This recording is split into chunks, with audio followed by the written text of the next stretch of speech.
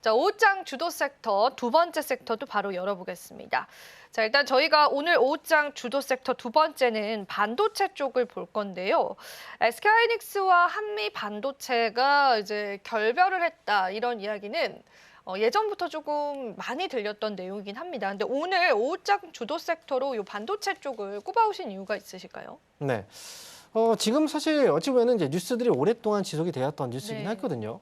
그런데 과연 한미반도체하고 SK하이닉스가 결별을 할 것인가?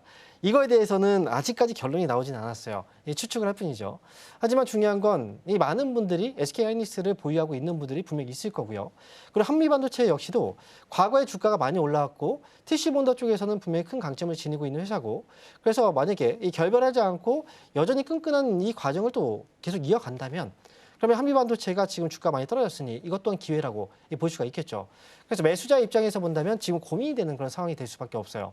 그래서 한미반도체하고 이번에 지금 SK하이닉스와의 관계, 그리고 과연 TC본더 쪽에서의 시장이 어떤 구도로 바뀌게 될 것인가, 이거에 따라서 투자의 목적과 그다음에 종목의 선택 과정이 달라지거든요. 그래서 이 부분을 제가 한번 좀 이야기를 해볼 생각으로 가져나왔습니다.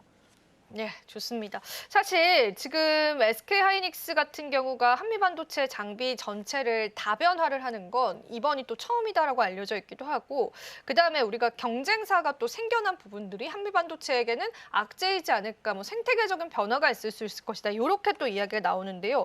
일단은 어느 정도의 그 잡음이 있다라는 거 정도는 알고 있는데 확실히 결별을 했다? 라고 보기에는 아직은 저는 팩트 체크가 안 된 것 같은데 전문가님 어떻게 보실까요? 제가 볼 때 이번에 SK하이닉스가 원래는 한미반도체 쪽에서의 TC본들을 다 이제 그쵸. 받았단 말이죠. 왜냐하면 TC본들을 만들 수 있는 회사가 한미반도체 쪽이었어요. HBM 반도체 쪽에서 수율에 있어서 가장 중요한 핵심적인 부분을 담당하고 있기 때문에 이거는 이제 쉽게 그 거래처를 바꾸기가 어렵거든요. 그럼에도 불구하고 한미반도체가 아닌 하나세미텍의 TC본들을 수주를 받았단 말이죠. 한미 반도체 입장에서 본다면 굉장히 화가 나는 일이에요. 왜냐하면 한미 반도체는 다른 업체들한테 납품하고 있는 TC본더보다 이 SK하이닉스는 TC본더를 납품할 때 금액을 많이 깎아줬습니다. 그만큼 싸게 납품을 받았거든요. 그런데 더군다나 하나세미텍의 경우에는 이제 한미반도체 쪽하고 이 TC본더 관련된 기술을 가지고 소송을 벌이고 있는 상황이거든요. 그런 이제 상대 경쟁 업체한테 이렇게 물량을 받았다는 건 굉장히 이게 어찌 보면은 지금 배신감을 느낄 수밖에 없는 그런 상황이라고 볼 수 있는데, 하지만 이 선택이 어쩔 수가 없다라고 볼 수도 있어요.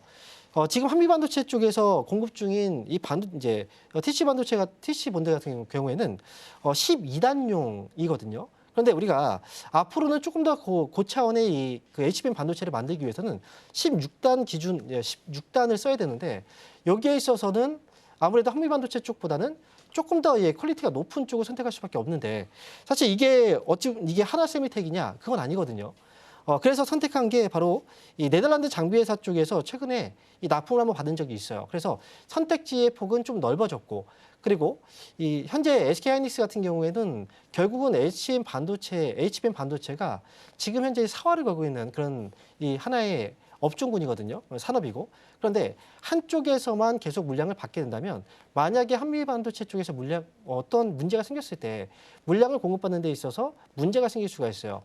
원래는 TC본더 쪽을 한미반도체가 주력을 해왔다면 다른 업체들도 이제 생겨났으니까 당연히 지금은 좀 매출 다변화를 통해서 또 공급 물량들을 좀 유연성 있게 나중에 문제가 터지게 된다면 그 직격탄을 받지 않기 위해서 지금부터 좀 다변화를 하고 있는 게 아닌가라고 생각이 들거든요. 단순하게 그냥 한미반도체 쪽하고 가면 좋겠죠.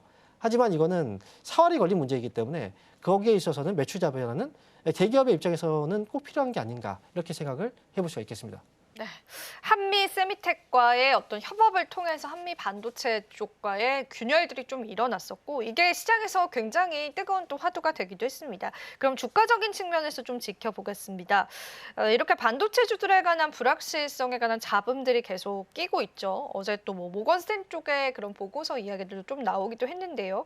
자, 그러면은 이 소부장주들은 그러면은 이 모멘텀을 어떻게 받아가야 될까요? 지금 뭐 장비주들도 그렇게 좀 좋진 않은 것 같고, 소부장주들 종목들도 큰 탄력이 나왔다라고 보기도 어려운데 그래서 이렇게 좀 대형주 말고 중소형주 쪽으로 집중을 해보자면 저희가 어떤 전략들 세워보면 좋을까요?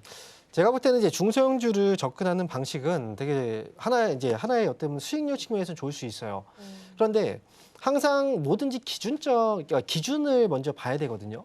시장을 볼 때 우리가 막 종목들을 매수할 때도 수익률을 높이기 위해서는 시장이 올라가는 장에서 종목을 사는 게 좋듯이 만약에 반도체 쪽에 투자를 하게 된다면 아무래도 삼성전자라든지 하이닉스의 주가가 올라가줘야 다음 반도체 소부장주 이 관련 종목들도 움직임이 커질 수가 있거든요.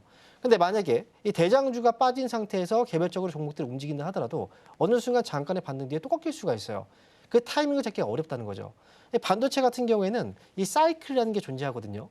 이 업황의 사이클이라고 해서 상승 시기에는 굉장히 오랜 기간 동안에 상승이 이어지고요. 하락 시즌에는 하락 기간이 굉장히 오랫동안 이어져요. 그래서 이 상승과 하락을 주도하는 건 결국 먼저 대장주가 움직이고 나서 그 다음부터 종목들, 소부장주들이 움직이거든요. 그래서 아직까지 소부장주들은 대부분 주가가 많이 빠져 있고요. 잠깐 올라갔다가 다시 또 밀리는 경우들이 많이 있거든요. 차라리 그래서 만약에 여러분들이 소부장주에 대해서 관심을 갖고 싶으시다면 삼성전자를 먼저 기준으로 보시고 삼성전자의 주가가 좀 올라가는 걸 확인하고 나서 그 다음에 관련 종목들을 접근하시는 방법이 훨씬 더 안전하고 훨씬 더 수익을 내기 유리하다 이렇게 말씀을 드릴 수가 있겠습니다. 예, 좋습니다. 그러면 이제 저희가 반도체 쪽에 관해서 쭉 전망치를 들어봤다면 전문가님 보실 때 최선호주가 있다면 이미 그게 삼성전자로 말씀해 주신 걸까요? 네, 삼성전자 쪽은 아니고요. 이번엔 좀 다릅니다. 왜냐하면 이 관련주를 우리가 좀 봐야 될 것 같아요. 네. 이번에 TC본드 이제 쪽에 뉴스가 있었기 때문에 이 TC본드 관련된 종목들 그리고 매출 다변화를 통해서 SK하이닉스가 선택한 기업이 바로 하나세미텍이라는 회사예요. 하나세미텍의 경우에는 지금 현재 상장이 되어 있지 않거든요. 이 회사 같은 경우에는 이 전신 자체가 과거에 삼성테크인이라는 회사예요. 삼성그룹주였고 삼성에서 분사된 회사고 이거 지금 하나 쪽에서 인수했던 회사거든요. 그 회사가 지금 이름이 바뀐 거죠. 지금은 상장되어 있지 않기 때문에 그럼 관련주를 어떻게 봐야 되느냐.